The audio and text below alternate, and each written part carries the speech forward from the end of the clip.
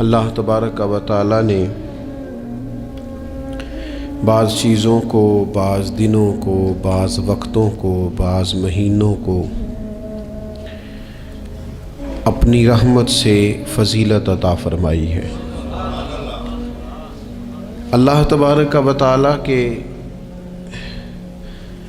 ان مخصوص دنوں کو فضیلت عطا کرنے میں ہم گناہگاروں کا بہت ہی زیادہ فائدہ ہے۔ جب کچھ چیزیں فضیلت مآب ہو جاتی ہیں، ان کی عظمت بڑھ جاتی ہے، تو اللہ کے بندوں کو کم وقت میں زیادہ نفع کمانے کا موقع نصیب آتا ہے۔ نبی اکرم نور مجسم شفیع معظم صلی اللہ تعالی علیہ وسلم کی امت کو اللہ تعالیٰ نے بہت ساری ایسی چیزیں اپنی رحمت سے دی ہیں کہ جن میں عمل تھوڑا ہے، اجر زیادہ ہے۔ اس کا نتیجہ یہ نکلتا ہے کہ انسان تھوڑے وقت میں، تھوڑے ٹائم میں، تھوڑی مصروفیت میں اپنے رب کریم کے بارگاہ سے زیادہ اجر کا مستحق ہو جاتا ہے۔ انہی مقدس، معتبر، معنی خیز ایام میں ایک بڑی فضیلت، زیادہ عظمت والا مہینہ ماہ رمضان المبارک ہے۔ قرآن مجید نے صراحت کے ساتھ اس ماہ مقدس کا نام لیا ہے۔ کیا معنی ہے؟ کہ یہ وہ مقدس مہینہ ہے جس کا میرے رب کریم نے نام لیا ہے، اللہ نے نام لیا ہے۔ شہر رمضان الذی انزل فیہ القرآن، فرمایا رمضان کا وہ مقدس مہینہ ہے جس میں اللہ نے قرآن نازل فرمایا ہے۔ اس ماہ نور، ماہ سرور کا نام نامی اللہ تعالیٰ نے قرآن مجید کے اندر ذکر فرمایا۔ حضرت سلمان فارسی رضی اللہ تعالیٰ عنہ ارشاد فرماتے ہیں کہ شعبان المعظم کا آخری دن تھا، اگلے دن رمضان شروع ہونے والا تھا کہ رسول پاک علیہ السلام نے ہمیں رمضان کی فضیلت پر خطبہ ارشاد فرمایا۔ آپ اس بات کو غور سے سمجھیے کہ ایسا مہمان جس کے آنے سے پہلے اس کی فضیلت بیان کی جا رہی ہے، اور فضیلت کون بیان کر رہا ہے؟ امام الانبیاء صلی اللہ تعالی علیہ وسلم۔ یہ صرف ہمارے دلوں کے اندر، امت کے دلوں کے اندر اس ماہ مقدس کی فضیلت کو اور اس کی عظمت کو بٹھانے کے لیے کہ پوری طرح تم اپنے ذہن میں اور اپنے دل میں ایک بات بٹھاؤ کہ ایک عظمتوں والا مہینہ تم پر سایہ فگن ہونے والا ہے، عظمتوں والا۔ حضور نے ایک دن قبل اس کی فضیلت بیان۔ ہمارے ہاں یہ ہوتا ہے کہ ہم کسی چیز کی اہمیت کو لیتے ہیں لیکن سمجھتے ہیں کہ یہ کوئی روٹین ورک ہے، یعنی نارملی ہر سال رمضان شریف آتا ہے، اپنے وقت کے حساب سے چاند بدلتا ہے اور اپنے وقت پر رمضان شریف آ جاتا ہے۔ ہم سمجھتے ہیں کہ مطلب روٹین کا ایک معاملہ ہے، ایک روٹین کی چیز ہے۔ لیکن اگر آپ اس کو اس نظر سے دیکھیں گے نا کہ اس مہینے کے آنے سے پہلے، یعنی ابھی ایک دن بعد آنا ہے رمضان کو، اور آنے سے پہلے حضرت سلمان فارسی فرماتے ہیں کہ نبی پاک نے ہمیں باقاعدہ بلا کے خطبہ دے کے رمضان کی عظمت ہمارے دلوں میں بٹھا، یعنی فکری طور پر اور ذہنی طور پر امت کو تیار کیا۔ فرمایا تم پر ایک ایسا مہینہ سایہ فگن ہونے والا ہے جو مبارک ہے تمہارے لیے، باعث برکت ہے تمہارے لیے۔ تم اپنے آپ کو ذہنی طور پر تیار کرو کہ ایک ماہ نور تمہارے قریب آ رہا ہے۔ جو رمضان، اسلامی عبادات جتنی بھی ہیں نا، وہ مخصوص پوجا پاٹ نہیں۔ اسلامی عبادات میں سے کوئی عبادت بھی ایسی نہیں جس کا مقصد ہی ہو کہ آپ نے اتنے وقت سے لے کر اتنے وقت تک فلاں عمل کرنا ہے۔ جتنی بھی عبادات ہیں اسلامی، وہ اپنے دامن میں کوئی نتیجہ رکھتی ہیں، کوئی رزلٹ رکھتی ہیں، اس کے ثمرات انسانی زندگی پر مرتب ہوتے ہیں۔ انسان کو تزکیہ نصیب ہوتا ہے، اس کے باطن کو صفائی نصیب ہوتی ہے، اسے خیر کرنے کا موقع ملتا ہے، تربیت کے بہت سارے مواقع اس میں پائے جاتے ہیں، بہت سارے اسرار و رموز کے ساتھ اسلامی عبادات ہیں یہ جو رمضان المبارک ہے نا، یہ جو روزہ ہے، یہ روزہ اپنے دامن کے اندر تربیت رکھتا ہے، تربیت۔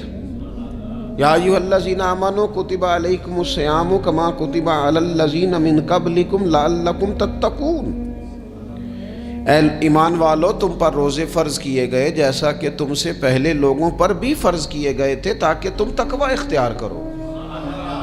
روزہ تمہیں پرہیزگار بنائے گا، تمہارے اندر سے جو نفسانی چیزیں ہوں گی انہیں نکالے گا، اور اللہ تبارک و تعالیٰ کی طرف تمہارے دل کا رجحان ہوگا، تمہاری روح کا رجحان ہوگا، تمہیں تزکیہ دے گا۔ روزہ انسان کی تربیت کرتا ہے، انسان کو روزہ ذہنی طور پر تیار کرتا ہے کہ اللہ کے حکم کے مطابق کھانا ہے، اللہ کے حکم کے مطابق پینا ہے۔ سب سے بڑا مسئلہ اس دور کا رزق حلال کا حصول ہے اور حرام سے اجتناب ہے۔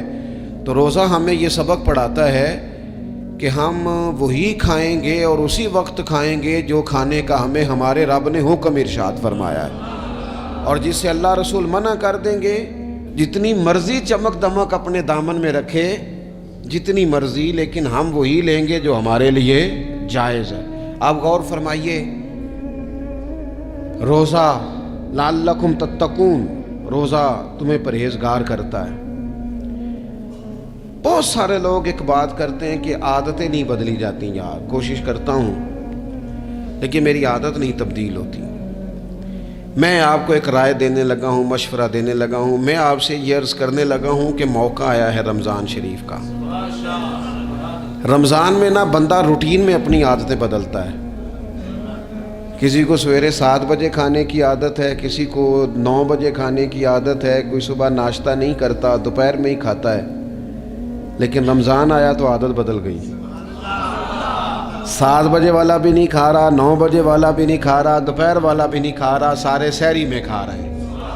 عادت بدل گئی، بالکل طبیعت بدل گئی، روٹین چینج ہو گئی۔ کوئی اٹھ رہا تھا صبح فجر میں، اللہ کی توفیق سے اللہ تعالیٰ معاف فرمائے تو کچھ ایسے بھی تھے جو 9-10 بجے اٹھ رہے تھے، کچھ الحمدللہ فجر پڑھ کے چلو کسی وجہ سے پھر سو گئے، 10-11 بجے اٹھ رہے تھے، روٹین بدلی ہوئی تھی۔ رمضان آیا تو بدل گئی، سارے سحری میں اٹھ رہے ہیں، تہجد کے وقت سب کی آنکھ کھل رہی ہے، بالکل روٹین بدل گئی، حالات بدل گئے، معاملات تبدیل ہو گئے، اوقات تبدیل ہو گئے، دفاتر کے ٹائم تبدیل ہوئے، اسکولوں کے نظام تبدیل ہوئے، مدارس کے اوقات تبدیل ہوئے، ہر چیز کے اندر تبدیلی آئی۔ معنی کیا ہے کہ اللہ نے تمہیں موقع دیا ہے کہ عادتیں بدلی جا سکتی ہیں، اپنے آپ کو تبدیل کیا جا سکتا ہے، لائف سٹائل کو چینج کیا جا سکتا ہے۔ یہ موقع آیا ہے، ایک مہینہ ہے پورا، 2-3 دن 4 دن آپ کی روٹین بگڑ جائے نا سونے کی، یعنی روٹین سے ہٹ کے آپ سونا جاگنا شروع کر دیں تو پھر وہی روٹین بن جاتی ہے، پھر اسی ترتیب سے انسان سارے کام کرتا ہے۔ تو رمضان میں روٹین چینج ہوگی، سارے تہجد میں اور سحری میں اٹھیں گے، تو اللہ کرے نا یہ روٹین قائم رہے۔ رمضان میں تو اٹھتے تھے سحری کرنے کے لیے، تو اللہ کرے روٹین بن جائے اور سارا سال اٹھیں تہجد کی نماز ادا کرنے کے لیے، اللہ کرے روٹین بن جائے، چیزیں تبدیل ہو جائیں۔ وہ لوگ جن کو ڈاکٹر کہہ رہے تھے کہ دوائی بھی کھانی ہے اور پرہیز بھی کرنا ہے، تو وہ کہہ رہے تھے جی دوائی کھانا تو آسان ہے، پرہیز کرنا مشکل ہے، تو بدلنے لگی ہے نا روٹین، آ گیا نا رمضان، پرہیز کا ٹائم شروع ہو گیا۔ لہذا بہترین فائدہ یہ ہوگا کہ رمضان میں پرہیز ہوگی، ڈائٹ پلان بالکل بنایا جا سکتا ہے، اس میں چیزوں کو بالکل مرتب کیا جا سکتا ہے۔ تو رمضان شریف کے آنے سے پہلے ذہنی طور پر اپنی عادات کی تبدیلی کا پروگرام بنائیں، عادتیں بدل جایا کرتی ہیں۔ رسول کریم دنیا میں آئے وَيُزَكِّيكُمْ، حضور تزکیہ کرنے تو آئے ہیں، عادتیں بدلنے تو تشریف لائے ہیں۔ نبی پاک نے صفائی ستھرائی کر دی، ساری ناپاک چیزوں کو نکال دیا۔ تو روٹین دیکھیں کہ رمضان میں تقوی کے حصول کے لیے اپنی عادات کو تبدیل کرنا ہے، اور اس کے لیے ذہنی طور پر اپنے آپ کو تیار کریں۔ وہ جو کہتے ہیں بچے سویرے نہیں اٹھتے، وہ روٹین بنا لیں، یہ موقع آیا ہے، ابھی سے ارادہ کر لیں کہ جناب ہم نے اس ترتیب سے اپنے گھر کو، ماحول کو، بچوں کو اس ترتیب سے ہم نے مرتب کرنا ہے چیزوں کو. یہ آپ ارادہ کریں، اللہ تعالیٰ مدد فرمائے گا. رمضان المبارک کی جو خاص فضیلت ہے، اس خاص فضیلت کو رمضان آنے سے پہلے ذہن میں بٹھا لیں اور رمضان المبارک پورے کا پورا اس ذوق سے گزاریں کہ ذہن میں بات موجود ہو، ذہن میں، کہ دراصل رمضان کیا ہے. اللہ کے پیارے رسول صلی اللہ تعالی علیہ وسلم نے فرمایا، اے لوگو تم پر ایک عظیم المرتبت مہینہ سایہ فگن ہو رہا ہے. حضور فرماتے ہیں شہر مبارک، فرمایا یہ بڑا برکت والا مہینہ ہے، یہ برکتیں لے کے آیا ہے، یہ رحمتیں لے کے آیا ہے، یہ اپنے ساتھ عنایات لے کے آیا. اور نبی اکرم صلی اللہ تعالی علیہ وآلہ وسلم نے فرمایا، جو بندہ بھی قرب الہی کی نیت سے رمضان میں نیکی کا طلبگار ہوگا، فرمایا وہ اگر نفل نیکی کرے گا نا تو اللہ تعالیٰ اسے فرض کے برابر ثواب عطا فرمائے گا. اور حضور علیہ الصلوۃ فرماتے ہیں جو اس مہینے میں ایک فرض ادا کرے گا، اللہ 70 فرضوں کے برابر اجر عطا کرے گا. اپنے ذہن میں ایک بات بٹھائی جائے، ذہن میں یہ بات بٹھائی جائے کہ یہ نا برکت والا مہینہ ہے، اس میں میرا ثواب بڑا ضربوں کے ساتھ آگے بڑھے گا. ایک ذہن بنایا جائے اور پھر ثواب اکٹھا کرنا شروع کر دیا جائے. پھر وہ ترتیب بنا لی جائے، کاروباری نہیں، روحانی ترتیب، کاروباری نہیں. یعنی نئے سے نئے سٹال نہ تیار کیے جائیں، مہنگائی کیسے کرنی ہے اور کس طرح کر کے کن چیزوں کی آج کل مانگ ہوگی، کس ترتیب سے سودا پہلے ہی خریدنا ہے، مہنگا کیسے کرنا ہے، اللہ معاف کرے مصنوعی قلت کیسے پیدا کرنی ہے، کمائی کیسے کرنی ہے. رمضان کے اندر جناب لوگ ساری ترتیب لگا کے، ساری. میرے ایک دوست ہیں میڈیکل کے شعبے سے وابستہ ہیں، تو مجھے کہنے لگے کہ ڈاکٹر بھی اپنی روٹین بدلتے ہیں اور معدے والی ساری دوائیاں بھی اکٹھی کر لیتے ہیں کیونکہ رمضان آنے والا ہے، یہ زیادہ لوگ استعمال کریں گے. تو وہ ماحول نہ پیدا کریں کہ ہر چیز دنیا داری ہو جائے، ہر چیز دنیا داری نہیں، ہر چیز کو ایک نیا روپ دے دیا جائے اور نیا سے نیا مال کمانے کا سلیقہ بنایا جائے. میں اکثر کہا کرتا ہوں کہ رمضان تو اس لیے تھا نا کہ اس میں کم کھانا ہے، تھوڑا کھانا ہے. لیکن اگر بندہ کہے کہ میں نے صبح کا چونکہ کھایا نہیں، لہذا اب شام کو اتنا کھانا ہے کہ ہفتے سے پہلے ڈاکٹر کے پاس بھی جانا ہے، میں نے وہ سارا پوری کرنی ہے روٹین، تو پھر وہ مقصد کو نہیں نہ سمجھا، پھر اس نے اس خوبصورتی کو نہیں پایا جو خوبصورتی اس کو دین دینا چاہتا تھا. ایک تو رمضان کی فضیلت کو سمجھنا ہے، اور پھر جب ہم روزہ دار ہیں، ہم نے روزہ رکھا ہوا ہے، تو نبی پاک علیہ السلام نے خود اس مفہوم کو کھول کے بیان کیا. فرمایا جس بندے نے جھوٹ نہیں چھوڑا، گناہ نہیں چھوڑا، گویا غیبت نہیں چھوڑی، بدی نہیں چھوڑی، تو اللہ کے محبوب علیہ السلام فرماتے ہیں پھر اللہ تعالیٰ کو اس کے بھوکا پیاسا رہنے کی تو کوئی ضرورت نہیں، کیونکہ لعلکم تتقون، تقوی اختیار کرنا تو روزے کا مقصد تھا. اور اگر اس نے وہ بات کو سمجھا ہی نہیں، استاد کے لیے صرف استاد ہو جانا ہی ضروری نہیں، اس کو پھر اپنے منصب کا لحاظ کرنا بھی ضروری ہے کہ میں استاد ہوں. والد کا صرف والد ہو جانا ہی کمال نہیں، اس کو پھر اس منصب کے تقاضوں کو بھی سمجھنا چاہیے کہ اب میں ایک باپ ہوں، اب میں روٹین میں وہ آزاد نہیں ہوں کہ جہاں میرا جی چاہے گا جاؤں گا، جہاں میری طبیعت چاہے گی میں کھاؤں گا، جہاں میرا دل کرے گا میں وہ کام کروں گا. اب آپ سرپرست ہیں، سربراہ ہیں. انسان دیکھیں نا، ایک شخص ہے وہ عالم ہے، علم پڑھ لینا صرف کمال نہیں، وہ اپنے منصب کو بھی تو سمجھے نا، اس منصب کے وقار کو، اس کے لحاظ کو بھی تو سمجھے نا. ایک آدمی اگر عمر رسیدہ ہے، بڑا ہے، بزرگ ہے، اور وہ چاہتا ہے کہ میری بزرگی کی وجہ سے میرا اکرام کیا جائے، تو اسے اپنے منصب کا بھی لحاظ کرنا پڑے گا. اس کو حضرت سعدی فرمایا کرتے تھے میں نے 18 سال کے بزرگ دیکھے اور میں نے 75 سال کے بچے دیکھے. حضور کیا مطلب؟ فرمانے لگے عمر ہو گئی لیکن اپنے منصب کا خیال نہ کیا، عادات بچوں والی رہی۔ اور فرماتے میں نے ایسے لوگ دیکھے جن کو شروع وقت میں ہی اللہ والوں کی صحبت نصیب آئی تو وہ جو بزرگی ہے وہ پھر عمر کی وجہ سے نہیں ملی، وہ اللہ نے علم اور عمل کی وجہ سے عطا فرما دی۔ تو اپنے منصب کا لحاظ کرنا کہ میرا یہ منصب ہے۔ اسی طرح جب ہم نے روزہ رکھا ہوا ہوگا نا تو پھر ہم نے اس منصب کا بھی لحاظ کرنا ہے کہ میں روزے دار ہوں۔ پھر خالی بھوکے پیاسا نہیں رہنا۔ رسول پاک صلی اللہ تعالی علیہ وآلہ وسلم نے پتہ ہے روزے دار کی فضیلت کیا بیان فرمائی؟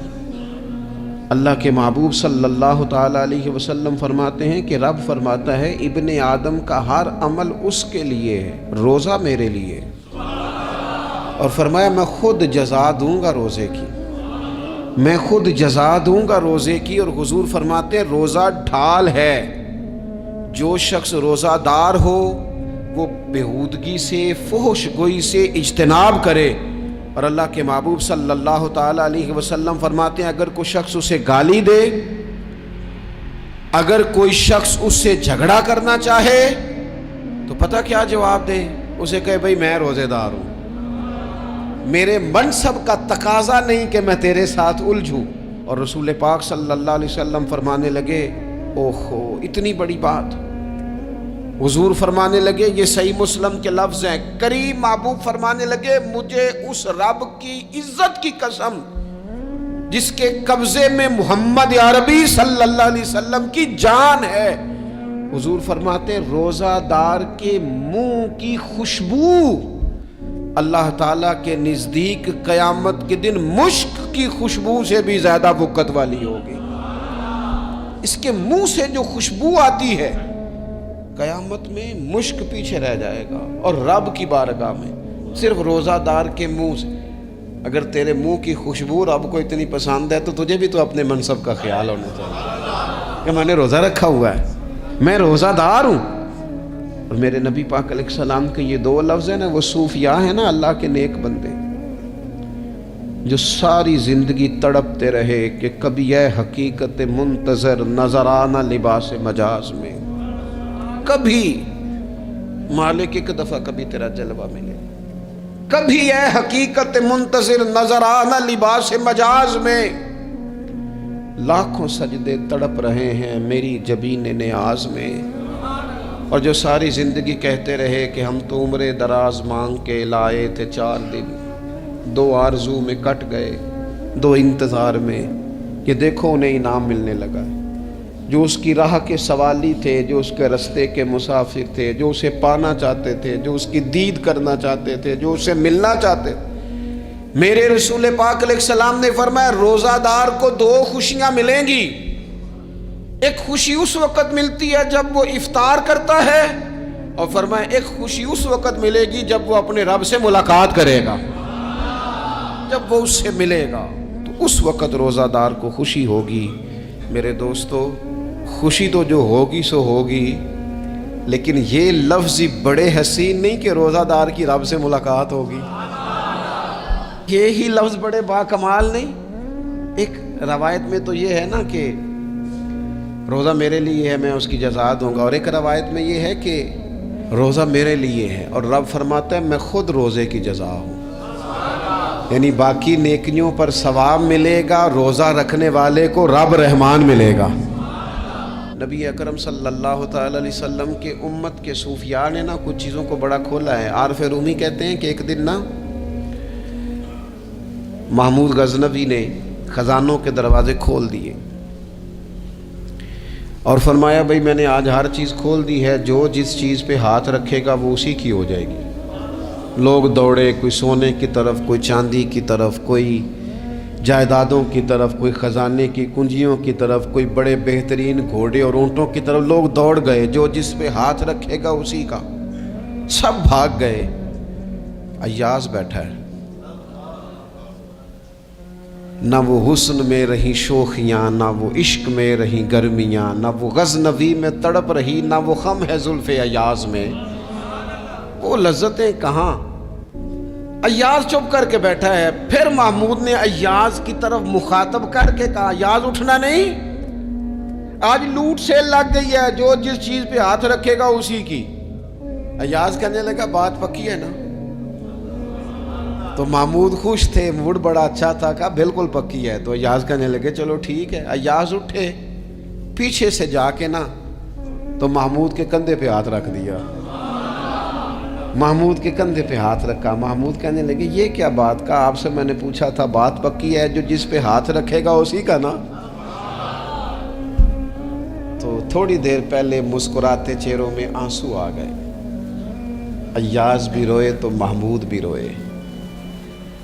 کہا بادشاہ پکا رہنا, وہ جن کو خزانے چاہیے تھے وہ دوڑ گئے, مجھے تو چاہیے. لنگ کئی مہینے تے برس گئے تے تیری دید نو دیدے ترس گئے, تیری تو ملے گا. تو پھر کہا محمود نے, اس نے کہا میں وعدہ کر چکا تھا, بس ٹھیک ہے, باقیوں کے خزانے اور میں تیرا طے ہو گئی. فرمایا باقی نیکیوں پر ثواب ملے گا, اور روزہ رکھنے والے کو رب رحمان ملے گا, اللہ کا قرب ملے گا. دیکھو نا, وہ خاص انسان کو کیفیت حاصل ہوتی ہے روزے میں, رب کے ہونے کا یقین. وہ جو صوفیاء کہتے ہیں نا مراقبہ کرو, وہ نصیب ہوتا ہے. یعنی کسی کو کیا پتہ ہے اس کا روزہ ہے کہ نہیں, اکیلا ہے نا گھر میں, فریزر بھرا ہوا ہے, نہیں نہ کھاتا. کیوں؟ اسے پتہ ہے میرا رب میرے ساتھ ہے, میرا رب مجھے دیکھ رہا ہے. بس یہ تصور توحید پکا ہو جاتا ہے رمضان. تو پھر اللہ تبارک و تعالیٰ کی بھی خاص رحمت اور کوئی خاص ہی اعزاز. حضور فرماتے ہیں جنت کے کئی دروازے ہیں, ایک باب الریان ہے, اس سے صرف روزہ دار گزریں گے. آواز ہوگا روزے والے آ جاؤ, وہ آ جائیں گے. فرمایا اس خاص دروازے سے گزرو, جب گزر جائیں گے تو فرمایا بند کر دو بھائی, اور کوئی نہیں گزرے گا یہاں سے. دروازہ ہی مخصوص ہے, ان کا اعزاز ہی ذرا زیادہ ہے. تو میرے عزیز رمضان شریف کے اندر وہ منصب کا بس خیال رکھیں کہ میں روزہ دار ہوں, اس احتیاط کے ساتھ. اور دوسری جو رمضان کی چند عبادات ہیں نا, سب سے پہلی تو میں عرض کروں گا تراویح کے حوالے سے. یہ بات یاد رکھ لیں کہ نبی پاک علیہ الصلوۃ والسلام نے فرمایا جس نے ایمان اور احتساب کی نیت کے ساتھ رمضان میں قیام کیا, اللہ اس کے پچھلے سارے گناہوں کو معاف فرما دے گا. اور ایک مقام پر نبی پاک صلی اللہ تعالیٰ علیہ وسلم نے بیان کیا, یہ مشکات میں موجود ہے. حضور فرماتے ہیں رمضان اور قرآن دونوں قیامت کے دن بندے کی شفاعت کریں گے. رمضان کہے گا یا اللہ میں نے اسے دن بھر کھانا کھانے سے باز رکھا, اور تیری بارگاہ کے حکم کے مطابق اس نے اپنے آپ کو ان چیزوں سے بچا کے رکھا. اور قرآن کہے گا مالک رات میں نے اسے نیند سے روکے رکھا. کیا مطلب؟ اس نے کھڑے ہو کے عبادت کی. اگرچہ اس سے مراد شارحین حدیث نے تراویح بھی لیا ہے, تہجد کی نماز بھی لیا ہے, صلاۃ اللیل بھی لی ہے, لیکن میرے عزیز یہ خاص ربط ہے قرآن مجید کے ساتھ تراویح کا. مسنون ہے رمضان کی راتوں میں قرآن مجید اور تراویح کا پڑھنا. اگر تھوڑی سی نا طبیعت میں صرف تبدیلی پیدا کی جائے, میں نے دیکھا ہے کہ جو لوگ کہتے ہیں نا میرا وقت بڑا قیمتی ہے, بڑی ساری جگہوں پہ آپ کو بیٹھنا پڑتا ہے, بیٹھیں آپ 2 گھنٹے بیٹھیں, 3 گھنٹے بیٹھیں. میں نے دیکھا ہے لوگ جاتے ہیں کسی دفتر میں تو رات کو ہی چلے جاتے ہیں اس علاقے میں, کھڑے ہیں, پاسپورٹ کے دفتر کھڑے ہیں, شناختی کارڈ کے دفتر کھڑے ہیں, امیگریشن کی لائنوں میں کھڑے ہیں. کچھ ذہن تو بنائیں کہ میں نے رات کھڑے رہنا ہے اور اپنے رب کی عبادت کرنی ہے. تراویح کو ذرا ذوق سے آپ اگر تھوڑا ارادہ کر لیں گے نا, یعنی کوئی ایسا مشکل کام نہیں. میری تو رائے یہ ہے کہ پہلے 3-4 دن ذرا جم کے ذہن بنائیں, اور تھوڑا سا نا روٹین کو بدلنے کی کوشش نہ کریں. جس امام صاحب کے پیچھے تراویح شروع کریں, کوشش کریں ساری وہیں پڑھیں. روٹین بدلنے سے بھی سستی آتی ہے. ایک دن یہاں گئے, 2 دن وہاں گئے, تو یہ روٹین بدلنے سے بھی بعض اوقات سستی آتی ہے. کوشش کریں ایک جگہ پہ قرآن شریف سننا شروع کریں اور پھر پورا قرآن مجید وہیں پہ سنیں, اور تھوڑا ذہن بنائیں. میں نے دیکھا ہے ہمارے استاد صاحب اس طرح کیا کرتے تھے کہ بہت تھوڑا کھانا افطاری کے وقت, تھوڑا, اور ان سے کہا جاتا آپ بزرگ آدمی ہیں, اتنا کم کھانا کیسے نظام چلے گا؟ تو فرماتے تھے میں ایک چپاتی اور آدھی چپاتی کھا لوں گا لیکن تراویح کے بعد۔ اب اگر زیادہ کھانا کھاؤں گا تو طبیعت میں سستی آئے گی، میرے لیے کھڑا ہونا مشکل ہو جائے۔ سادہ سا کھانے کے ساتھ افطاری کی جائے گی، اور تراویح کے لیے اپنے آپ کو ذہنی کہاں ٹائم ملتا ہے سارا سال قرآن پڑھنے سننے کا؟ یہ تو اللہ نے موقع عطا فرمایا ہے۔ تو تھوڑا سا اگر دلچسپی پیدا کی جائے، بڑا بڑا سونا قرآن مجید پڑھا جاتا ہے مساجد میں، بچے بڑی بڑی خوبصورتی سے، تو اللہ کا شکر ہے جگہ جگہ پہ۔ اور مساجد کے علاوہ بھی میں نے دیکھا ہے، ہم سے لوگ مطالبہ کرتے ہیں کہ ہماری فیکٹری میں رات کو بھی کام ہوتا ہے، اتنے سارے ورکر ہیں تو بچہ کوئی مل جائے قرآن شریف سنائے، فلانی جگہ بھی اتنے لوگ ہیں تو اگر موقع مل جائے، تو اگر تھوڑا ذہن بنایا جائے، شوق پیدا کیا جائے تو اللہ تعالیٰ فضل فرماتا ہے، انسان کو طاقت ملتی ہے کھڑے رہنے کی۔ ایک تو تراویح، روزہ، تراویح، اور تیسری بات ہے سحر اور افطار۔ یہ جو سحری اور افطار، یہودی جو تھے نا وہ سحری نہیں کرتے تھے، سحری کا نام و نشان نہیں تھا، روزہ رکھتے سحری نہیں کرتے۔ تو نبی پاک صلی اللہ تعالیٰ علیہ وسلم نے فرمایا ہمارے اور یہودیوں کے درمیان فرق ہی سحری کا ہے، اور نبی پاک صلی اللہ تعالیٰ علیہ وآلہ وسلم نے فرمایا سحری کھایا کرو، سحری کھانے میں برکت ہے۔ اور اگلی بات سننی ہے آپ نے تو خوش ہو جانا ہے، سحری کو معمولی نہ سمجھے، سحری کرنا عبادت ہے۔ ہاں آپ مت سمجھیں کہ میں روٹی کھا رہا ہوں، یہ تو میرے سامنے دہی رکھا ہوا ہے، یہ تو سالن رکھا ہوا ہے، یہ تو اچار رکھا ہے، تو چپاتیاں رکھی ہیں۔ سحری کھانا عبادت ہے۔ آپ صبح اٹھے، آپ کی تو روٹین ہی اور تھی، تو 7 بجے کھاتے تھے، 9 بجے کھاتے تھے۔ یہ جو آپ صبح کھا رہے ہیں اٹھ کے سحری میں، اپنی مرضی سے تھوڑی کھا رہے ہیں، یہ تو کسی کے کہنے سے کھا رہے ہیں، یہ تو کسی کے بٹھائے بیٹھے ہیں۔ یہ جو سحری کا لنگر ہے یہ رب رسول کی رحمت کے ساتھ عطا ہوتا ہے، یہ کرم ہے، یہ اللہ رسول کے بٹھائے بیٹھے۔ کیا میرے رسول پاک صلی اللہ تعالیٰ علیہ وآلہ وسلم نے بات کھولی ہے، ترغیب و ترہیب میں حدیث ہے، اللہ کرے یہ کبھی چسکا لگ جائے، یہ والا مزہ آ جائے، تو پھر تو گھر میں دسترخوان نہیں بچھا ہوا ہوگا، پھر تو رنگ ہی کوئی اور ہوگا۔ حضور فرماتے اللہ تعالیٰ اور اس کے فرشتے سحری کھانے والوں پر رحمتوں کا نزول فرماتے ہیں۔ کھائی روٹی جا رہی ہے، پکا ہوا کھانا ہے، لیکن حضور فرماتے ہیں رب بھی رحمتیں فرما رہا ہے، اور اللہ کے حکم سے فرشتے بھی رحمتوں کا نزول کر رہے ہیں سحری کھانے والوں پر۔ تو خوب توجہ سے، ذوق سے، شوق سے۔ اور پھر جو افطار کا معاملہ ہے، حضور فرماتے ہیں جب روزہ کھولنے والا روزہ کھولتا ہے تو جو دعا مانگتا ہے رب قبول فرما لیتا ہے۔ یعنی افطار کا وقت ایسا ٹائم ہے جو دعاؤں کی قبولیت کا وقت ہے۔ افطار کرنا بھی ہے، کرانا بھی ہے۔ مہنگائی ذرا عروج پہ چلی گئی ہے، میں بار بار کہتا ہوں، مجھ سے نا لوگ دعا کے لیے مجھے کہتے کہتے اپنے کئی دکھ بتا دیتے ہیں۔ تھوڑا سا نا افطاریاں مہربانی فرمائیے گا، سیاسی نہ کیجیے گا۔ وہ جن سے مال لیتے ہیں، وہ جن کو مال دیتے ہیں، وہ جن سے ووٹ لینے ہیں، وہ جنہوں نے ووٹ لینے ہیں، اس بنیاد پر سحر افطار کے بندوبست نہ کریں رضا الہی کے لیے۔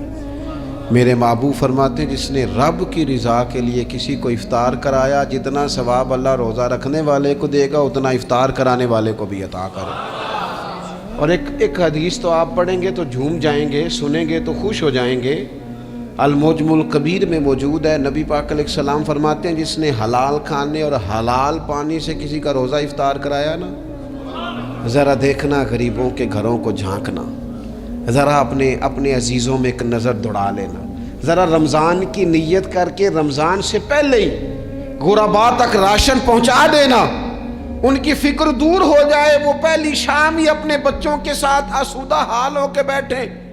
دیکھ لینا یہ نہ ہو کہ ایک بھائی کھول کے کھا رہا ہو اور دوسرے کے بچے منتظر ہوں کہ آج سحر افطار میں کیا کرنا ہے۔